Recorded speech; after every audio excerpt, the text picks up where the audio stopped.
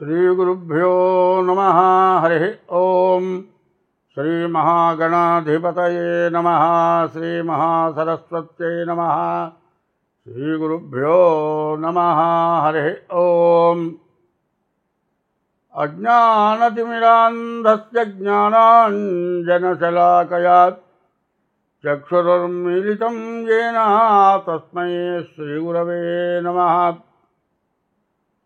गुरुर्ब्रह्मा गुरुर्विष्णुः गुरुदेवो महेश्वरः गुरुसाक्षात् परब्रह्म तस्मै श्रीगुरवे नमः।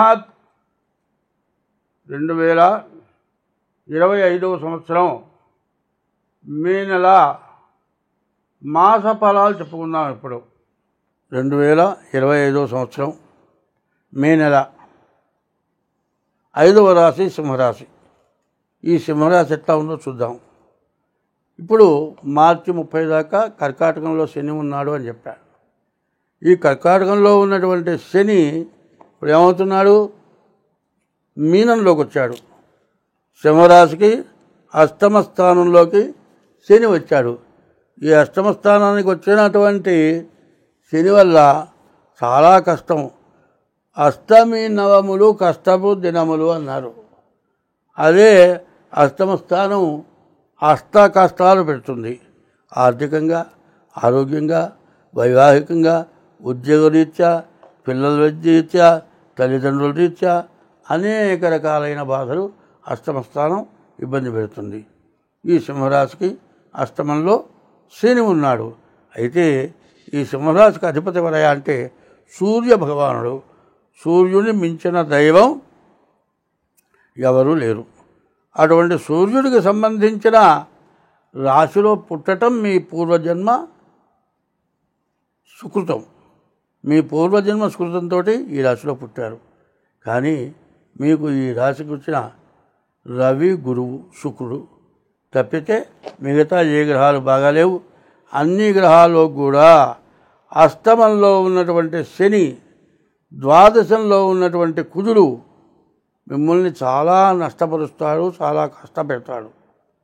కాబట్టి ఈ రాశివాళ్ళు ఎవరైనా వేరే వాళ్ళతో కలిసి సొంత వ్యాపారం చేయటం కానీ, జాయింట్ వ్యాపారం చేయటం కానీ, ఎవరికైనా చీట్లు పాడుకుండే వాళ్ళకి లోన్లు ఉండటం, చీట్లు పాడుకుండే వాళ్ళకి హామీ సంతకాలు పెట్టడం కానీ, బ్యాంకు లోన్లు తీసుకునే వాళ్ళకి హామీ సంతకాలు కానీ పెడితే ఖచ్చితంగా వాళ్ళు ఎగ్గొట్టిపోతారు. సర్వస్వం అమ్మి మీరు కట్టినా కూడా మీ బాకలుతారు. ఇది మీరు చేసుకున్న పొరపాటు వల్ల మాత్రం మీకు జరుగుతుంది. జాతకం అంతా బాగుందండి, నాకు ఇట్టా పోయిందని అడగొద్దు. నువ్వు చేసే పొరపాటు వల్ల నీకు వస్తుంది. ఎప్పుడు కూడా వాళ్ళు ఎట్లా ఉంది, ఇద్దరు నోట్ రాయించుకొని అప్పిచ్చేవాళ్ళు, వాళ్ళు చెక్ ఇచ్చి అప్పు తీసుకుంటున్నారు. చెక్ ఇచ్చినా లేదు, నోట్ రాసినా లేదు, ఏమి చేసినా లేదు. ధర్మంగా ఇచ్చినటువంటి వారి డబ్బులు తిరిగి రావటం లేదు. రౌడీజంగా ఇచ్చిన వారి డబ్బులే తిరిగి వస్తున్నాయి. ప్రభుత్వం కూడా రౌడీకి అప్పు ఇచ్చి ఆ అప్పు రాక ఏమీ చేయలేక వదిలిపెట్టిన వాళ్ళు కూడా ప్రభుత్వం కూడా చాలా చోట్ల కనబడుతోంది. కాబట్టి ఈ రాశి వాళ్ళు ఎక్కడా ఎటువంటి హామీలు కానీ, ఎటువంటి జాయింట్ వ్యాపారాలు కానీ చేయబాకండి. మీ డేట్ ఆఫ్ బర్త్ ద్వారా మీ జాతకం చూపించుకోండి. మీ జాతకం ఎట్లా ఉందో చూసుకొని దానికి తగిన దోషాలకి తగిన ఉపాయం, దానికి తగిన దోషాలకి తగిన పూజలు చేయించడం, మీ దోషాలు చెప్పడం జరుగుతుంది. తర్వాత ఈ రాశి వాళ్ళకి వివాహం కావటానికి బాగా మంచి దగ్గర అవకాశం కనపడుతోంది. ఈ వివాహం అనేది కూడా చాలా ప్రమాదకరంగా ఉంది. ఎట్లా ఉందంటే, రూపాయి ఉందండి, మొట్టమొదట వెండి రూపాయి వచ్చింది, తర్వాత సేమ్ వెండి రూపాయలాగా సత్తు రూపాయి వచ్చింది, ఇప్పుడు స్టీల్ రూపాయి వచ్చింది. ఈ రోజున మరి ఒక్క వెండి రూపాయి 1000 రూపాయలు ఖరీదు వచ్చింది. ఒకప్పుడు వెండి రూపాయి రూపాయి కిందే చలామణైంది. ఆ రోజు అట్లా ఉంది, ఈ రోజు ఇట్లా ఉంది. కాబట్టి కాలమొక రీతి గడుపవలయు. ఒక్కొక్క కాలం ఒక్కొక్క రకంగా ఉంటుంది. ఎంత బాగున్నా కూడా మరి ద్వాదశంలో ఉన్న కుజుడు వల్ల మీకు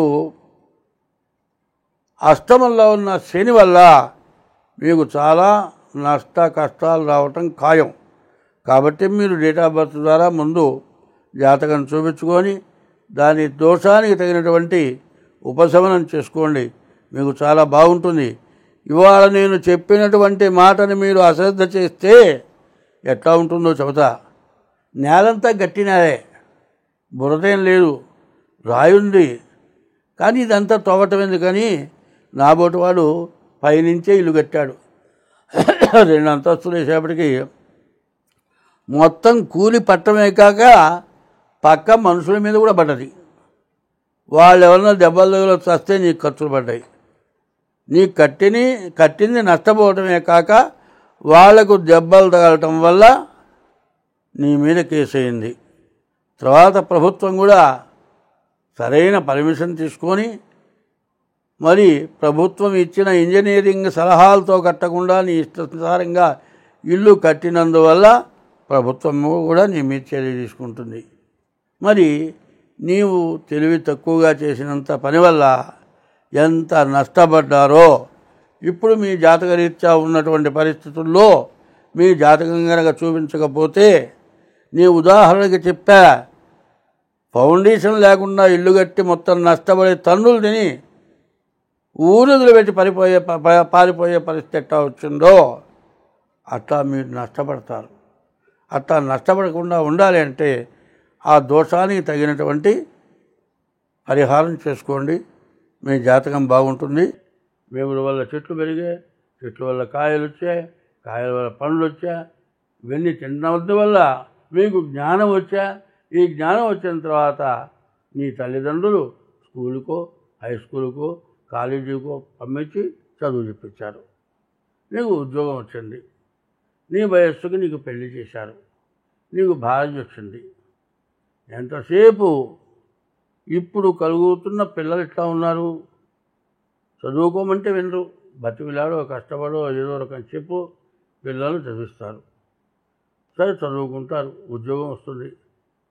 ఉద్యోగం వచ్చిన తర్వాత పెళ్ళి అంటే ఏరా పెళ్లి చేసుకోరా, నాకు ఇప్పుడు వద్దు. ఎందుకనరా? కాదురా, వయసు పెరిగిపోతుందిరా, నాకు వద్దు. అసలు చేసుకోవచ్చా? చేసుకుంటా. ఎప్పుడు చేసుకుంటారా? నాకు టైం కావాలి. ఇట్లా కాలం గడుపుతాడు. కాలం గడిపిన తర్వాత మా బోటి వాళ్ళ దగ్గరికి వస్తారు వాళ్ళు. ఆ పిల్లవాడి తల్లిదండ్రులు డేట్ ఆఫ్ బర్త్ తీసుకొచ్చామండి, మా అబ్బాయికి పెళ్లి చేసుకోమంటే చేసుకోవట్లేదు, ఇన్ని సంబంధాలు వచ్చినా కూడా చెడగొట్టుతున్నాడు అంటే నా బట్టి వాళ్ళు చూసి, అయ్యా మీ అబ్బాయికి ఇదివరకే పెళ్ళి అయిపోయిందని చెబుతాను నేను. అమ్మ మా అబ్బాయి అట్లాంటి వాడు కాదండి, చాలా మంచివాడండి, జీతం తీసుకొస్తాడండి, మాకే ఇస్తాడు. ఈ మధ్య కాస్త జీతం ఇవ్వటం లేదు, వాడుకుంటున్నాడు, జలసా చేస్తున్నాడు, మంచి గుడ్డలు కొంటున్నాడు, కానీ సగం కూడా జీతం అనట్లేదు. కానీ వాడికి ఏ అలవాట్లు లేవంటారు. ఏ అలవాట్లు లేకపోతే గట్టిగా నిలేసి, మేము పెద్దవాళ్ళం అయిపోయాం, ఇవాళ రేపు చచ్చిపోతాం, మేము చచ్చిపోయిన తర్వాత నీకు ఎవరినా దిక్కు, నువ్వు పెళ్లి చేసుకోవాల్సిందే, మంచి సంబంధం మనకు తెలిసిన వాళ్ళు నువ్వు చేసుకో అంటే వాడేమంటాడు, నాకు మీరు చూసిన సంబంధం అక్కర్లేదు. అరే ఏంటిరా, నేను పెళ్లి చేసుకోను. మరి పెళ్ళి ఎట్లావురా? నా ఇష్టం వచ్చిన అమ్మాయిని చేసుకుంటా, నేను చెప్పిన అమ్మాయికి నిచ్చి చేస్తే నేను పెళ్లి చేసుకుంటా, లేకపోతే చేసుకొని అంటాడు. సేమ్ ఇదే జరిగింది. వాడి తల్లిదండ్రులు నా దగ్గరికి వచ్చారు, వాడికి పెళ్ళి అయిపోయిందయ్యా అంటే, పెళ్ళంటే శాస్త్రయుక్తంగా పెళ్లి కాలేదు కానీ అన్నీ అయిపోయినాయి. అబ్బాయికి ప్రేమికురాలు నుండి అన్నీ గడిచిపోయినాయి, పిల్లలు కూడా పుట్టారయ్యా వాడికంటే. మా అబ్బాయి అట్లాంటి వాడు కాదు అన్నాడు. సరే ఇంట్లోకి వెళ్ళిన తర్వాత 4-5 నెలలు అయిన తర్వాత వచ్చాడు. ఆ పిల్లవాడి తండ్రి ఏజీ ఆఫీసర్. ఆ తండ్రి బారసాలు నేను చేయించాను, ఆ తండ్రి పెళ్ళి నేను చేయించాను. వాడు నన్ను నమ్మలే. కొడుకు మంచితనాన్ని చూసుకొని కొడుకు మీద ప్రేమతో కొడుకు మాటలు నమ్మాడు కానీ నా మాట నమ్మలే. 4 నెలల తర్వాత వీళ్ళిద్దరు కలిసి ఎక్కడో పార్కులో కనపడతారు. పార్కులో కనపడంగానే ఏమిటా అంటే, అమ్మాయి మాతో కాలేజీలో చదువుకున్న అమ్మాయి, మేము అంతా మాట్లాడుకుంటాం, అంతేగాని ఏముండదు. అదేంద్రా మాట్లాడుకోవడం, ఇద్దరు కలిసి తిరగటం ఏంద్రా, ఏం లేదులే నీకేం తెలియదు పో, నువ్వు చదువులు సంధ్య లేదు పొమ్మని ఉన్నారు. ఇక కాపేస్తే వీళ్ళు రోజు కలిసి తిరుగుతూనే ఉన్నారు. చివరికి ఏమిటానికి గట్టిగా అంటే, నేను ఈ అమ్మాయిని అయితే చేసుకుంటా, లేకపోతే చస్తా. ఇది పరిస్థితి. ఆ పరిస్థితుల్లో వాడు వచ్చి నాతో, అయ్యా నేను పొరపాటు మాట్లాడాను, నా తప్పేను, నా పిల్లవాడు ఇట్లా ఎదురు దిగాడు, ఏం చేయమంటావు అంటే, ఆ పిల్ల బాగా భాగ్యవంతులు, కోటీశ్వరులు, కోట్లు కొన్ని వందల వేల కోట్లు ఉన్నవాడు. ఆ పిల్లని వాళ్ళు చేసుకుంటారు అని నమ్మకం లేదు. మరి నువ్వు పో, వాళ్ళు నడుగు, లేతే చస్తానంటున్నాడు అన్నాడు. మరి నువ్వు పోయి అడగవాకరా, వీడేమో తెలగా, పిల్ల తల్లిదండ్రులు కమ్మ చౌదరి. వాళ్ళు ఇష్టంగా ఉంటే బాగానే ఉంటుంది, ఇష్టం లేకపోతే నీ ఇంట్లో కూడా బయటికి రావురా, నీ పిల్లవాడు చేసిన తప్పు అన్న. చివరికి అట్లా 2-3 ఏళ్ళు మెదలకుండా ఊరుకున్నారు. ఆ పిల్ల వాడిని వేధించింది. మీ వాళ్ళు నాకు ఇచ్చి పెళ్లి చేస్తే చేసుకుంటా అన్నాడు. చివరికి తల్లిదండ్రులే వచ్చి, మా అమ్మాయిని మీ అబ్బాయికి ఇస్తామయ్యా, మరి మేము అంత బీదవాళ్ళం అండి, అంతవాళ్ళం కాదు, ఏమక్కర్లే, మాకు 2 ఆడపిల్లలే, మాకు 1000 కోట్లు ఉన్నాయి, మీ పిల్లవాడిని పరిశీలించాం, మీ పిల్లవాడు చాలా మంచివాడు, మా పిల్లని ఇస్తాను చేస్తాం అన్నారు. మళ్ళీ అప్పుడు కూడా వచ్చారు.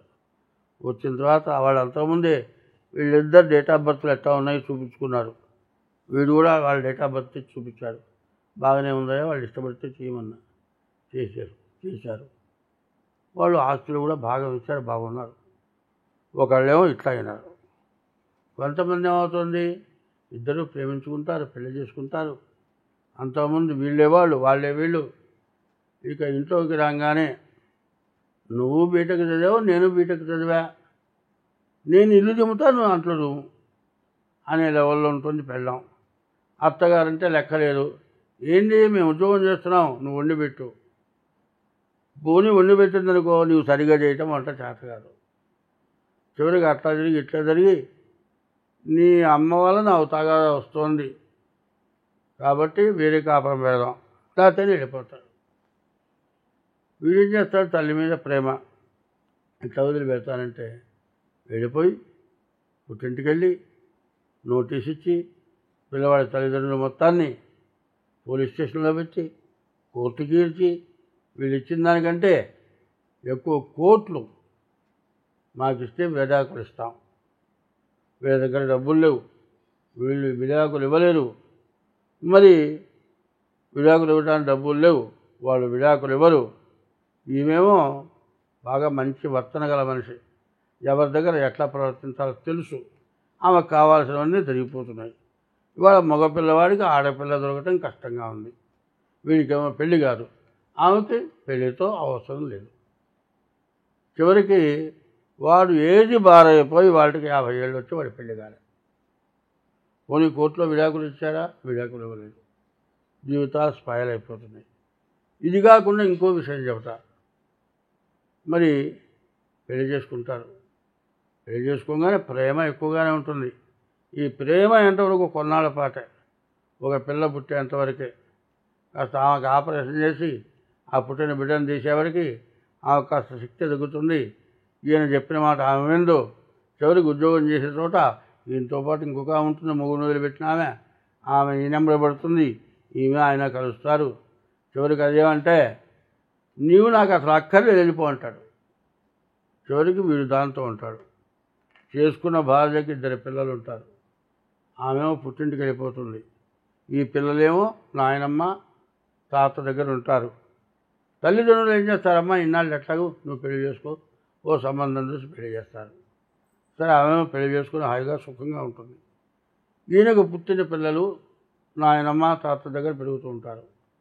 ఈయన దగ్గర డబ్బులు మొత్తం అయిపోయేంతవరకు రెండో భార్య కొత్తగా కలిసిన ఆమె బాగా శుభ్రంగా గుంజుకొని తిని అంతా అయిపోయిన తర్వాత పోరా నువ్వెవడే ఉంటుంది. శాస్త్రం దొరుకుంది, ముతుక శాస్త్రం. ఉన్నది పోయే, ఉంచుకున్నది పోయేట. ఉన్న భార్య చక్కగా పిల్లల్ని కానీ చక్కగా ఉన్న భార్యతో వైరం పెట్టుకొని భార్యను పోగొట్టుకొని కొన్ని బుద్ధి వచ్చినప్పుడు వస్తుందంటే ఆమె ఇంకో పెళ్లి చేసుకుండే ఈమె దాన్ని ఇవ్వబోయా, నీ ఉద్యోగం బాయా, నీ పిల్లలు అనాథలైపోయినారు, నువ్వేమైనావు శుభ్రంగా తాగుడికి అలవాటుపడ్డావు, దేవదాసు అయిపోయినావు. చూడండి ఎంత చిరుపో చూడండి. మరి పెళ్లి చేసుకున్న తర్వాత ఒక్క భార్యతోటే ఉండాలి. పరాయి స్త్రీతో ఉండటం వల్ల నీ పిల్లలు అన్యాయం అయిపోయినారు, నీ తల్లిదండ్రులు అన్యాయం అయిపోయినారు. ఇటువంటి మహాపాపాలు చేసిన వాళ్ళకి ఎన్ని గ్రహశాంతులు చేస్తే మంచి జరుగుతుంది. అది ఇప్పటికైనా అందరూ తెలుసుకోండి. నేను ఎవరిని గురించి కాదని చెప్పేది, ఎవరో చేశారని కాదు చెప్పేది. ఇట్లా జరుగుతుందో లేదో మీరు బాగా ఆలకించండి, చూడండి. లాయర్లు కూడా ఏం చెబుతున్నారు, కోర్టు నిండా అవే కేసులు పెరిగిపోయినాయి. ఇది పరిస్థితి. ఈ పరిస్థితి వల్ల చాలా కష్టాలు నష్టాలు ఎక్కువ అవుతున్నాయి. దీనివల్ల స్వార్థం ఎక్కువైపోతుంది. ఎవరికి వాళ్ళ స్వార్థం. డబ్బులు సంపాదిస్తే ఎక్కువ సంపాదించుకోవాలి, ఎక్కువ మూట కట్టుకోవాలి. ఈ డబ్బులు ఎక్కువగా వస్తున్నాయి, నీ భార్య కాదు ఇంకా నలుగురితో కలిసి తిరగాలి, 10 మందితో తిరగాలి. ఇట్లా తిరిగితే వచ్చినవాడు ఊరుకుంటారా? నేను శుభ్రంగా గొరుగుతారు. ఇట్లాంటి పరిస్థితుల్లో సంపాదన ఉండి అన్నీ ఉండి భ్రష్టత్వం బట్టి దిక్కులేని వాళ్ళే తాగి రోడ్ల మీద పడి ప్రాణాలు విడుస్తున్నారు. ఎంత అభివృద్ధికి రావాల్సిన వాళ్ళు ఎంత చెడిపోయినారో ఆలోచించండి. అటువంటి వాళ్ళని చూచి వాళ్ళకి బుద్ధి చెప్పడమే కాక మీరు కూడా అపసవ్యమైన దారికి పోకుండా ఉండి బాగుండటానికి చెబుతూ ఉన్నాను. 24 నుంచి 27 వరకు గ్రహస్థితులు బాగాలేవు. దానివల్ల సమస్యలు ఎక్కువ అవుతాయి. కాబట్టి ఎవరికి వాళ్ళు జాగ్రత్తగా ఉంటే మంచిది. స్వస్తి.